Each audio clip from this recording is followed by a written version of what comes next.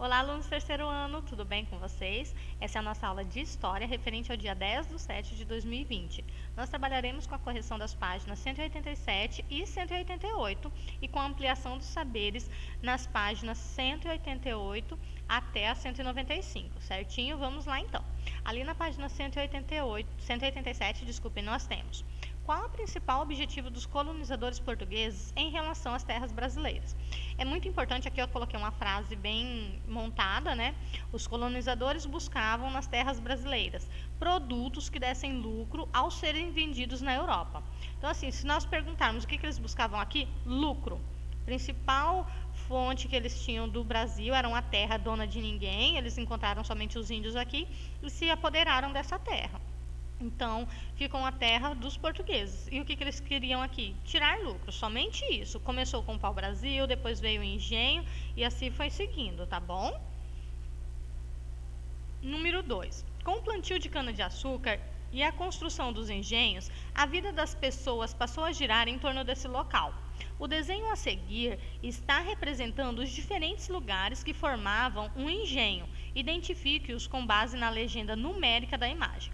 Então, aqui, o que é a senzala? Aqui, gente, é o número 3, onde ficavam os escravos, onde eles dormiam, né? A moenda é aqui, porque nós vemos até a fumacinha saindo aqui, né? A 4, a casa grande é o 1 e a número 2 é a capela, tá bom? Procure no texto a descrição da casa grande e grife-a com cor verde. Com amarelo, grife a parte que descreve o trabalho dos escravos nesse local. Então, nós comentamos bastante sobre isso durante a nossa live, né? Então, é bom que vocês marquem essas partes bem tranquilos, tá bom? Qual a importância do senhor de engenho nesse momento histórico?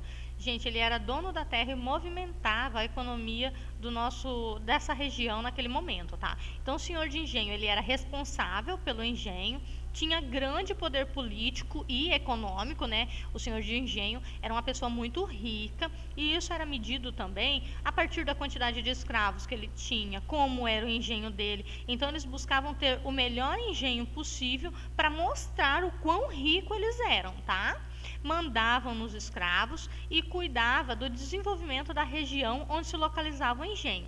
Então, ele era o detentor do poder e ele mandava e desmandava na terra que era dele, certo? Então, não havia essa questão do que é certo, do que é errado. A vontade do senhor de engenho era cumprida e ponto final.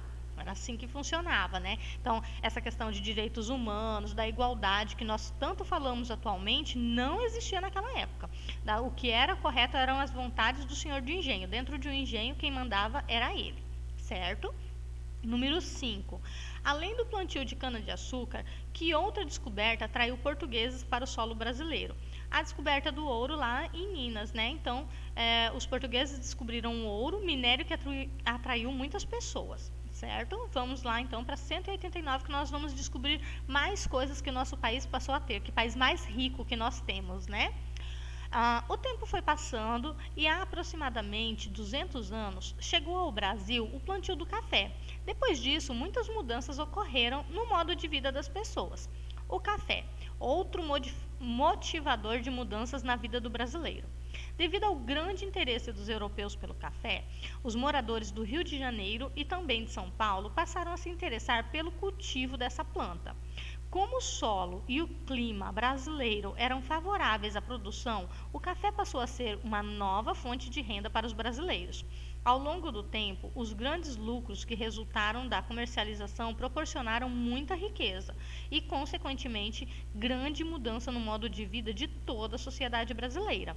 Assim, o café tornou-se produto de exportação do Brasil. Observe o mapa abaixo sobre a expansão dessa atividade. Então, aqui, de amarelinho foi onde começou a plantação do café, né? Em Taubaté, essa região aqui, olha.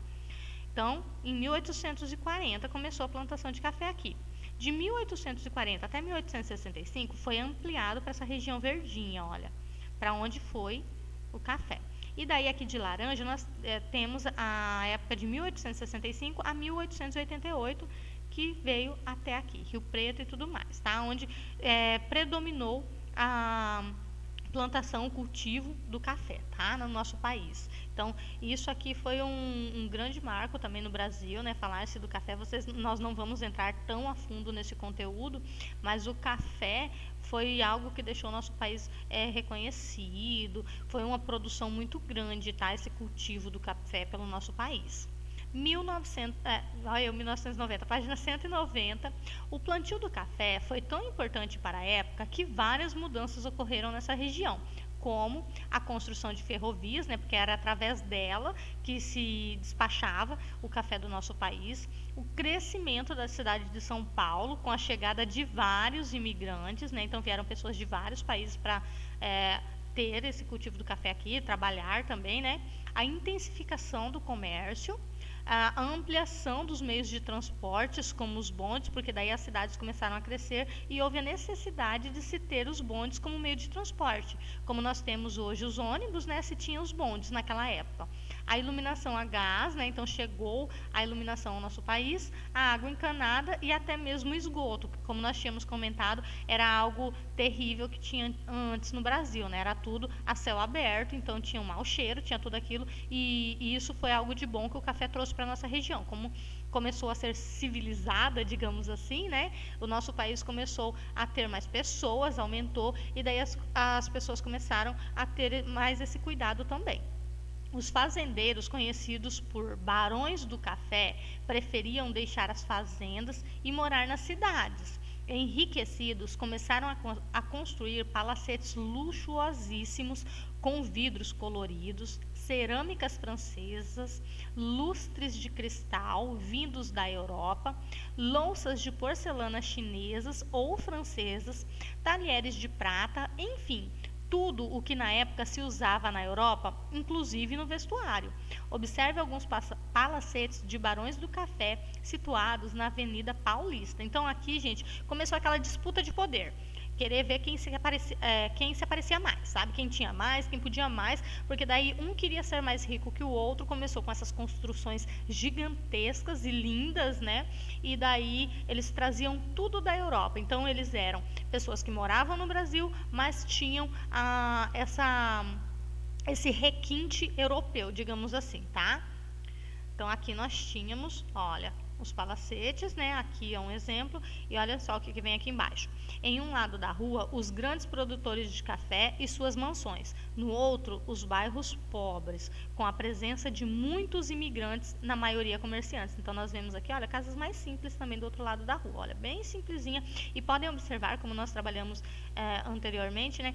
Poucas construções, né, aquela mudança que nós vimos em geografia, né, da área rural para a área urbana, como que uma área rural, uma área natural, foi se transformando em cidade, e hoje nós não vemos nada tão limpo assim lá em São Paulo, né, por exemplo. Isso aqui lá em São Paulo hoje nós nem enxergamos o céu, são muitos prédios, né, bem rico de construções, né. Então vamos lá.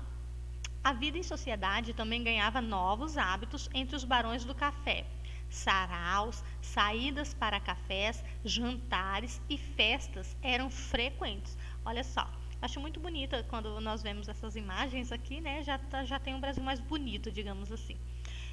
E assim a cidade começa a se definir. Aqui começa a surgir o povo brasileiro, que começa essa mistura de povos, né? Eu gosto muito de comentar sobre isso. Não existe o brasileiro, né? A nossa mistura é muito grande. Então, imigrantes de todos os lugares, e aí começou a surgir o povo brasileiro. Assim com as cidades, né? Surge esse povo também. Abaixo você pode observar fotografias do centro da cidade de São Paulo. Ele passou por grandes transformações e modernizações. Olha aqui, gente, olha, sem grandes prédios, a rua bem larga, sem movimento, né? Olha aqui, já aumentou um pouquinho os prédios e o movimento. Olha que lindo. Os barões do café, embora vivessem na cidade, construíam nas fazendas de café grandes casarões, sempre com muito luxo, pois era nas fazendas que passavam grande parte de seu tempo. Observe a imagem. Então, olha aqui que linda, né? Algumas dessas fazendas assim são tão bonitas, né? Cenário de novelas antigas também, né? Fazenda histórica do café. Boa Vista, em Bananal, no São Paulo. A grande maioria desses casarões estão preservados pelo patrimônio histórico. Lembra que nós tínhamos estudado sobre isso também já, né? E hoje foram transformados em bancos, museus e hotéis. Nestes, os turistas têm a oportunidade de vivenciar um pouquinho dessa época. Então aqui, olha, como patrimônio histórico, isso aqui não pode mais ser derrubado, tem que ser preservado, né? A humanidade vai ver a história aqui, né? Muito bonito termos isso.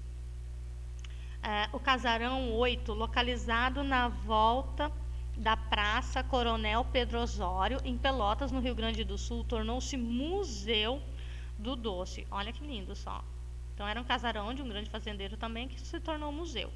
E embora o café tenha trazido muitas melhorias para as regiões onde ocorria seu plantio e uma vida de luxo para seus produtores, as estradas e muitas ruas das cidades continuavam sendo de terra, além de serem estreitas, sujas, úmidas e mal cheirosas. O governo passa então a reurbanizar e a modernizar as cidades, retirando as pessoas de baixa renda de suas casas para poder dar espaço às construções de novos casarões e à abertura de novas estradas.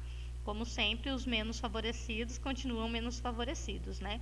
Com o aumento da população e o intenso trânsito de pessoas, a sociedade brasileira passou a enfrentar problemas relacionados à falta de higiene nas cidades, porque embora o esgoto tenha vindo, não foi colocado para todos. Então não se tinha essa higiene em todos os ambientes, né? Visando melhorar as condições de limpeza das ruas, uma vez que havia epidemia de doenças como febre amarela e varíola, o governo do Rio de Janeiro, por exemplo, teve que tomar algumas medidas que melhorassem a qualidade de vida dos moradores das novas cidades. Uma dessas medidas ficou bastante conhecida como Brigada de Mata-Mosquitos, grupos de homens que aplicavam inseticidas em focos de mosquitos, que teve início por volta de 1904 e gerou uma campanha de vacinação contra a varíola, né? Então, assim, como hoje nós temos o coronavírus, infelizmente nós não temos uma vacina ainda para esse vírus. Naquela época eles descobriram a vacina, tinha-se a vacina para varíola e começou essa campanha de vacinação e de limpeza, e aí juntou, como nós temos hoje controlando a dengue, começou esse controle dos mosquitos, evitando essas transmissões, tá bom? Página 194. Observe algumas fotos da época para ver como ficou a cidade do Rio de Janeiro. Então aqui nós já temos uma cidade mais bonita, né, mais organizada, bem mais bonita de se ver. As famílias ricas que viviam no Rio de Janeiro e em São Paulo procuravam, nesse processo de modernização, imitar os aspectos culturais da Europa. O teatro municipal dessas duas cidades era frequentado por essas famílias, que nele apreciavam a arte europeia, um concerto de ópera ou um balé. Mas essas mudanças benéficas atingiram uma pequena parcela da sociedade. A maior parte desta, ao ser despejada de suas casas por causa da reurbanização, foi para os morros, dando início às favelas no Rio de Janeiro. Então, quando nós pensarmos em como surgiram as favelas, foi isso. Os pobres foram retirados das áreas mais, digamos assim, das melhores áreas, porque eles eram pobres, para dar espaço para o que é bonito. Então, se escondeu o feio e deixou só o bonito. Como vocês podem ver aqui, nós até pensamos que não é no Brasil, né? Embora seja, eles copiaram toda essa arte europeia, bem bonita, e varreram para debaixo do pano os pobres da nossa cultura, né? Infelizmente, foi isso que aconteceu e assim surgiram as favelas, né? E a vida no campo também melhorou? Não. As condições de vida e trabalho continuavam precárias e muitos trabalhadores saíram do campo em direção às cidades buscando melhores condições, que foi o que nós já tínhamos estudado também. Devido ao declínio das atividades cafeeiras, ganham destaque nas cidades as indústrias. Elas passam a trazer mudanças significativas no modo de vida, tanto em São Paulo como no Rio de Janeiro. Então, com a vinda das indústrias, o pessoal que trabalhava lá no campo, trabalhava no café, começou a vir para a cidade buscando esse trabalho nas indústrias. E assim como já os pobres foram retirados dos centros urbanos e varridos para as favelas, essas favelas só aumentavam e eles ficavam em busca dos trabalhos em indústrias, tá?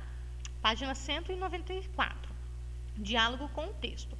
Na época em que o Brasil era colônia de Portugal, muitos foram os produtos extraídos e comercializados, o que gerou uma mudança na vida dos brasileiros. Organize as palavras do quadro na linha do tempo, formando uma sequência que respeite a ordem dos acontecimentos. Então, nós estudamos tudo isso que aconteceu com o Brasil desde a época da colonização. Então, vocês vão montar aqui uma linha do tempo da exploração no Brasil. Certo? Então, nós temos aqui indústria, engenho de açúcar, ouro, pau-brasil e café. O que foi extraído primeiro no Brasil? Depois que nós extraímos isso aqui do Brasil, passamos para o quê? Né? E depois veio o quê? O quê? Então, vocês vão organizar essas palavras-chave aqui no quadrinho, conforme, em ordem cronológica, conforme foi acontecendo aqui no Brasil. Quando os portugueses vieram, qual foi a primeira coisa a ser explorada no Brasil? E depois, aí vocês vão montar, tá bom? Não precisam ficar preocupados, podem voltar ao texto, tá bom? E daí, durante a nossa live de história, eu estarei corrigindo com vocês, tá? Não fiquem afoitos com isso, não. Página 195. Observe abaixo algumas imagens. Você ficou sabendo que a atividade cafeeira trouxe muitas mudanças para as cidades de São Paulo e do Rio de Janeiro. Quais foram elas? Assinale com um X. Então, vocês vão ler aqui que mudanças o café trouxe para as cidades, né? E vão marcar com um X. Construção de ferrovias, transportes por meio de bondes, transporte por meio de aviões, uso da internet, intensificação do comércio, água encanada e esgoto, iluminação a gás, construção de aeroportos, transporte por meio de carroças. Então, vocês vão marcar xizinho no que aconteceu naquela época. Buscando imitar buscando imitar hábitos europeus, os barões do café passaram a ter novas formas de lazer. Dê alguns exemplos. Então, vocês vão me dizer o que eles faziam para se distrair naquele período, tá? Essas mudanças deles, o que eles faziam. Número 3. As mudanças ocorridas no modo de vida devido ao comércio do café foram iguais para todas as pessoas? Justifique. Melhorou para alguns, melhorou para todo mundo ou não? O que aconteceu? Então, vocês vão me dizer se foi igual para todo mundo, essas melhorias na vida, tá bom? O modo de vida dessas pessoas foi igual para todos? Sim ou não e por quê? Espero que vocês tenham compreendido a nossa aula de hoje. Obrigada, tá bom? Façam com calma os exercícios, revisem. A aula ficou um pouquinho longa, mas é que é um conteúdo muito rico que eu gostaria de deixar bem detalhado para vocês, tá bom? Um beijo, tchau, tchau.